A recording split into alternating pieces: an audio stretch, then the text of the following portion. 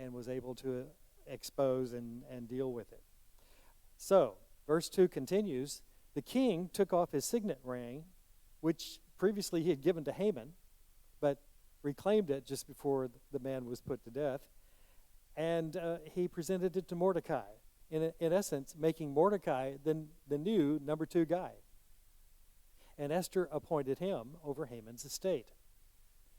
So things are better, but not all is happiness. There's still this major problem that's got to be resolved, and that's the reference here in verse 3. Esther again pleaded with the king, falling at his feet and weeping. She begged him to put an end to the evil plan of Haman the Agagite, which he had devised against the Jews. Then the king extended the gold scepter to Esther, and she arose and stood before him. Remember, this was the custom of the palace. You didn't just go in and talk to the king unannounced or unsolicited. You didn't see the king unless the king asked for you, or in this case, in Esther's case, when he saw her, he extended the scepter saying, come on down. Otherwise, you could be put to death. But Esther is in good favor with the king. So she says, verse 5, if it pleases the king, she said, and if he regards me with favor and thinks it's the right thing to do, and if he is pleased with me, let an order be written overruling the dispatches that Haman the Agagite devised and wrote to destroy the Jews in all the king's provinces. For how can I bear to see disaster fall on my people? How can I bear to see the destruction of my family? That was the basic plea of Esther all along, and apparently that has not been dealt with. King Xerxes replied to Queen Esther and to Mordecai the Jew, and he gives basically 2 responses. Because Haman attacked the Jews, I've given his estate to Esther, and they have impaled him on the pole that he set up. Well, that problem solved. But there is this other problem, and the king is about to explain to us why it's still a problem.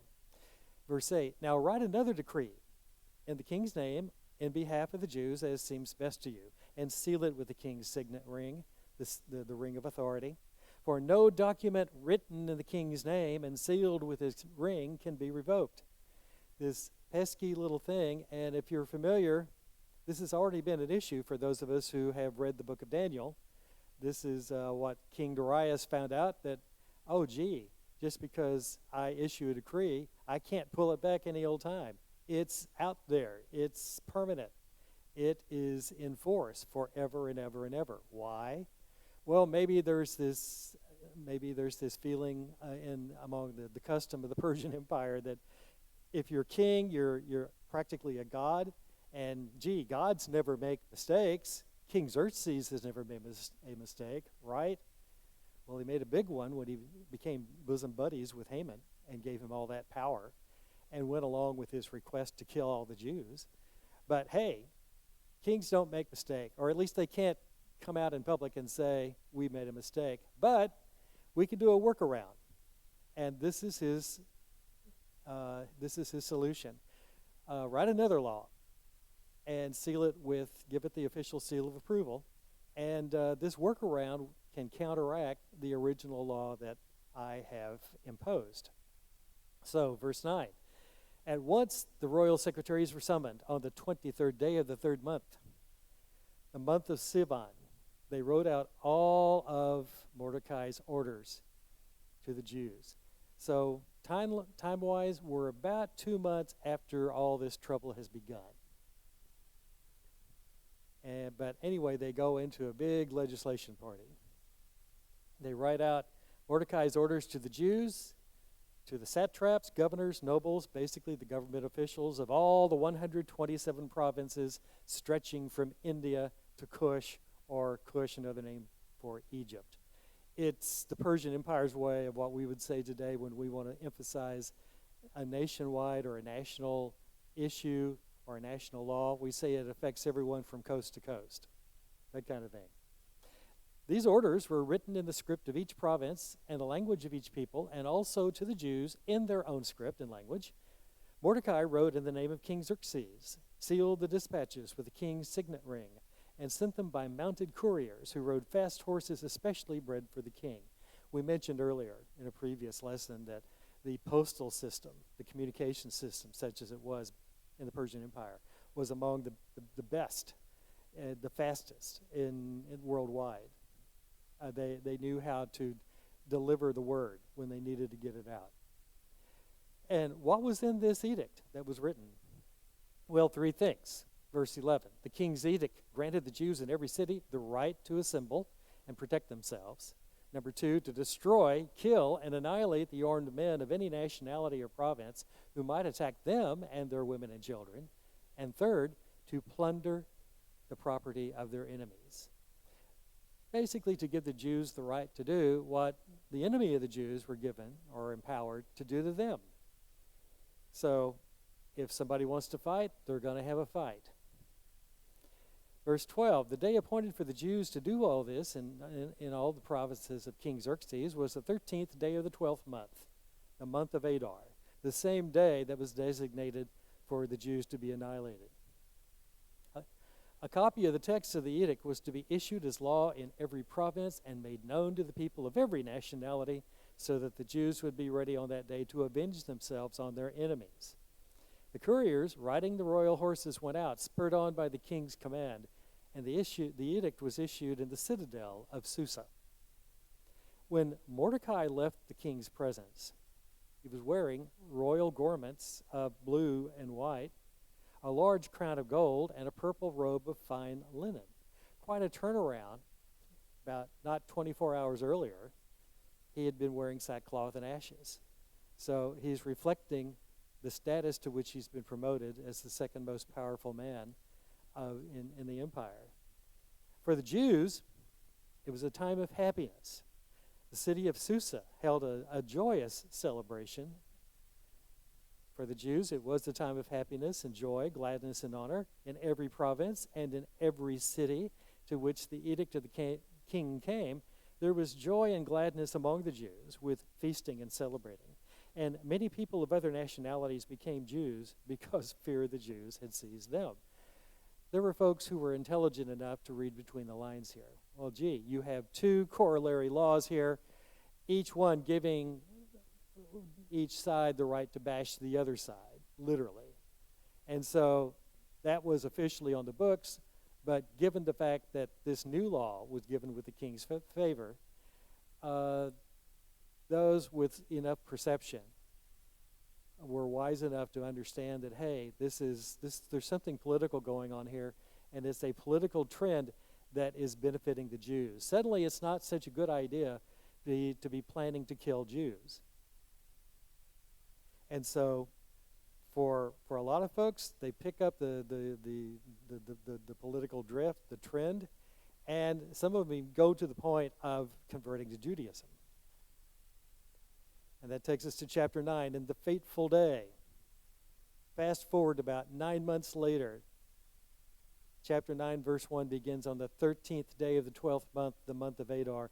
The edict commanded by the king was to be carried out. On this day, the enemy of the Jews had hoped to overpower them, but now the tables were turned. And the Jews got the upper hand over those who hated them. The Jews assembled in their cities in all the provinces of King Xerxes to attack those determined to destroy them. No one could stand against them because the people of all the other nationalities were afraid of them. And all the nobles of the provinces, the satraps, the governors, and the king's administrators helped the Jews because fear of Mordecai had seized them. Mordecai, of course, as a reminder, now the prime minister, basically second in power and status only to the king himself.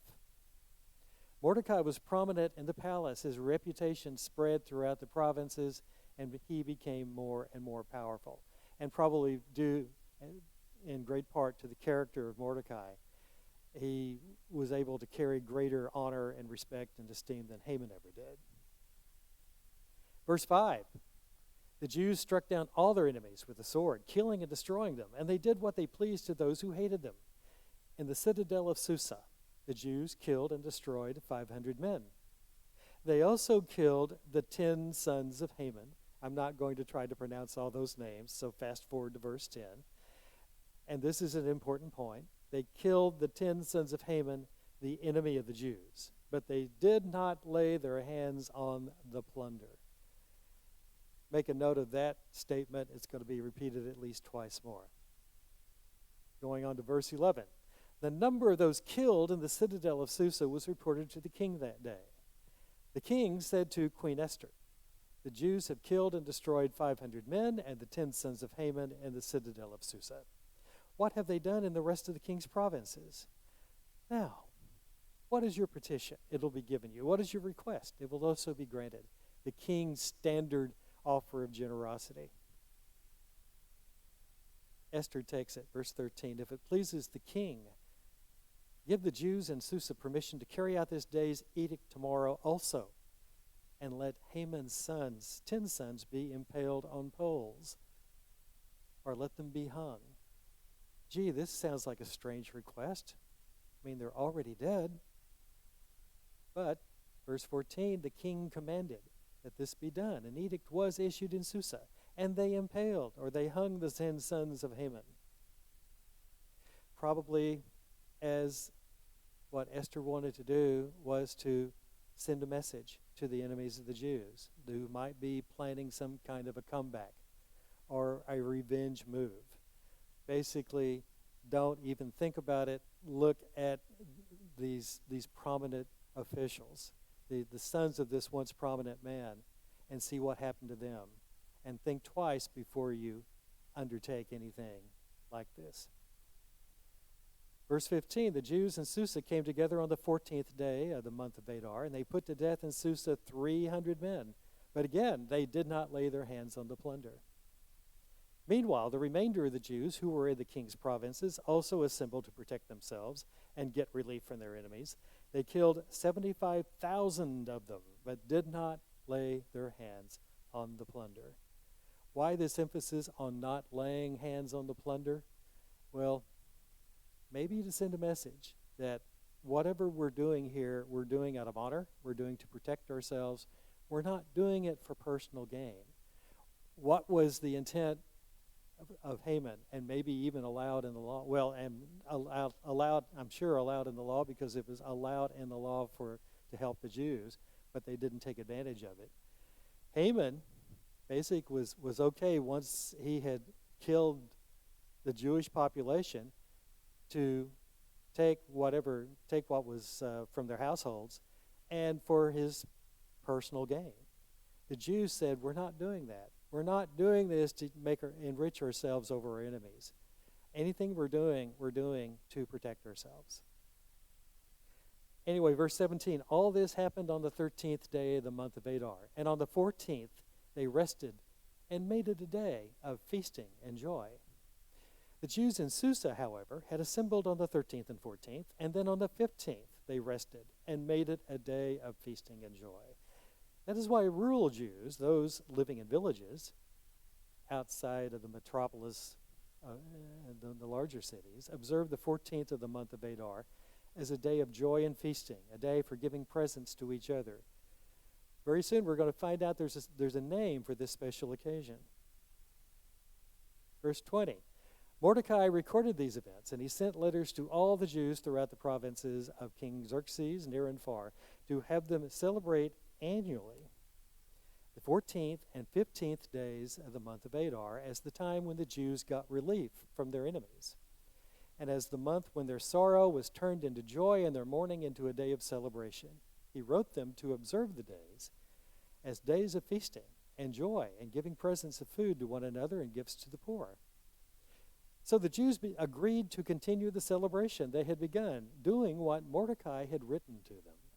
For Haman, the Agagite, the enemy of all the Jews, had plotted against the Jews to destroy them and had cast the pur, that is, the lot, or their equivalent of die, or dice, for their ruin and destruction. But when the plot came to the king's attention, he issued written orders that the evil scheme Haman had devised against the Jews should come back onto his own head, and that he and his sons should be impaled on poles. Therefore, these days were called Purim, from the word pure. We had a little discussion about that a couple of weeks ago. that is still a national or popular holiday with Jewish folks. We've already missed it if you were going to celebrate with your Jewish friends. A little late for this year because it took place on February 25th and 26th, but if you want to mark your calendars for next year, it should be held on March 16th and 17th. So make a note of it. But on these 2 days every year, these days should be remembered and observed in every generation by every family and in every province and in every city. And these days of Purim should never fail to be celebrated by the Jews, nor should the memory of these days die out among their descendants. So Queen Esther, daughter of Abihail, along with Mordecai the Jew, wrote with full authority to confirm this second letter concerning Purim. And Mordecai sent letters to all the Jews in the 127 provinces of Xerxes' kingdom, words of goodwill and assurance, to establish these days of Purim at their designated times, as Mordecai the Jew and Queen Esther had decreed for them, and as they had established for themselves and their descendants in regard to their times of fasting and lamentation. Esther's decree confirmed these regulations about Purim, and it was written down in the records. And that brings us to a very brief chapter 10. King Xerxes imposed tribute throughout the empire to its distant shores. And all his acts of power and might, together with the full account of the greatness of Mordecai, whom the king had promoted, are they not written in the book of the annals of the kings of Media and Persia? Mordecai the Jew was second in rank to King Xerxes, preeminent among the Jews, and held in high esteem by his many fellow Jews, because he worked for the good of his people and spoke up for the welfare of all the Jews. And thus ends the story of Esther. It'd be nice to say they all lived happily ever after. That's what we want to think. That's what we'd like to think. Historically, about 20 years or so after this, history says that King Xerxes was assassinated as part of a palace coup. And apparently to put who was ever his prime minister at the time, I don't think it was Mordecai, to elevate him into the kingship. We're not sure what happened to Mordecai. We're not sure what happened to Queen Esther or to any of the young ladies in his harem once the king was assassinated. But we would like to think that whatever happened, that God was with them and was taking care of them. I want to mention, before we go to our closing questions, I want to mention something that I found interesting in my research. You can't think of Haman and who he was and what he was trying to do and what he stood for without thinking of someone in more recent history. If you think of Haman, invariably you think of Hitler and, of course, the Nazis. And that was a terrible period. Those were terrible people. And it was interesting that the Nazis really did not like the Jewish or Christian religions at all. In fact, one of their goals was to replace Christianity with a Nazi version of Christianity and a Nazi version of the Bible, a version of the Bible that basically would have not included the book of Esther. Nazis apparently had this deal about reading the book of Esther. It bothered them. You know, this story about the Jews getting the upper hand on their enemies and having total victory. Didn't like that at all. They didn't like that message. And it got to the point where the Nazis forbade the reading of the book of Esther. Anyone, for any reason, whether you were Jewish or a Christian. It was, according to one source, if you were caught with the Bible that had the book of Esther, that counted as a capital offense. You could be lined up against the wall and shot simply for possessing a Bible with the book of Esther in it. This was a book that bothered Hitler so much that he was quoted in 1944 as saying, if the Nazis are defeated, and by then the handwriting started to appear on the wall that the Nazis in Germany were losing the war, Hitler said, if that happened, the Jews could celebrate a second Purim. They were so bothered and so provoked by the book of Esther that there are stories of the Nazis going in whenever they took over a village and basically did bad things to the people. Those bad things included selecting 10 Jews, basically the equivalent of the 10 sons of Haman. They would select 10 Jews and on each day in Purim and just kill them, just to avenge apparently a symbolic execution. That would happen each day or each year where Purim was supposed to be celebrated. They didn't like it, but they took note of it in their own perverse way. Here's another interesting item from history. When the Allies finally won the war and the Nazis were defeated, came the trial, the Nuremberg trials, where the highest of the high Nazis were tried and convicted and scheduled to be executed. There came a day in October of 1946 where they were going to execute 11 of those Nazi executives. One escaped, the death was by hanging. By now, it was the noose around the neck kind of hanging, not the impalement that we've talked about. There was one guy who cheated death or cheated his execution by committing suicide the night before. That left 10 Nazis who were brought to the gallows and executed. 10 Nazis, the equivalent of the 10 sons of Haman, which is one of those, could be a coincidence, historical coincidences, but it could be also that God was in the details. One final observation about the book of Esther. There are some folks who object to it being in the Bible because, not once is God mentioned by name. But, I would say in response to that, God's in the details. Look at all the events that happen in Esther. One thing that leads to another, that seem just coincidental. They just happen together. They just happen to occur, and one thing just happens to lead to another situation. And I'm sure some folks might write all that off to coincidence. I think not. I think after a while, if you see a pattern of coincidences, it ain't coincidental. There's a work at hand, some higher hand, and I would say that you can see the hand of God behind all the events that are recorded in the book of Esther. Food for thought. Anyway, that leads us to our closing questions on our lesson today, and that the theme here is the rewards of faithfulness. God promises to reward those who remain faithful to him. Good leaders are mindful of those blessings and help church members to identify and celebrate those blessings.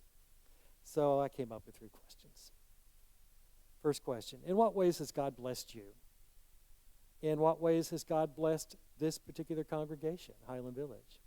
Make a list of those blessings, both spiritual and material. Second question, history tells us that Esther, Mordecai, and King Xerxes did not necessarily live happily ever after. As I mentioned earlier, Xerxes was assassinated as part of a palace coup. Though life as we know it has its share of disappointments, in what ways can Christians be assured of living happily ever after? If not necessarily in this world, what assurance do we have in the world to come? And our third and final question, as we end our study of lessons in leadership in the books of Ezra, Nehemiah, and Esther, what leadership traits stand out to you that we need to consider in selecting new leaders for our church? What leadership traits can you apply to your own activities here at Highland Village, as well as in other areas of your life? Some questions to ponder during the coming week. And then for further reading in the scriptures, if you haven't already, please read those last 3 chapters of Esther. And then I've selected some scriptures that has as their theme the rewards of faithfulness. Genesis chapter 15, the first verse. Proverbs chapter 11, verses 18 and 19. Matthew chapter 16, verses 24 through 27. Colossians chapter 3, 23 through 25. 2 Timothy chapter 4, verses 6 through 8. 1 Peter chapter 5, verses 2 through 4. And in the book of Revelation, chapter 21, verses 1 through 7.